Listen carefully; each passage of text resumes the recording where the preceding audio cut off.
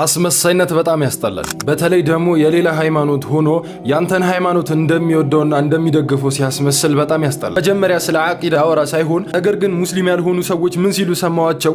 ወሃብያ ገዳይ፣ ከወሃብያ ውጪ ያለው ግን ምርጥ እንደሆነ እየተናገሩ ነው። ከወሃብያ ውጪ ያለውን እንደሚወዱት እየተናገሩ ነው። እሺ ለሙስሊሞች ያላችሁ ውዴታ እውነተኛ ከሆነ አክሱም ላይ ያሉ ሙስሊም እህቶቻችን ሂጃብ ተከልክለዋል፣ መስጂድ ተከልክለዋል። ያንንም ፍቀዱና ውዴታችሁን አሳዩን።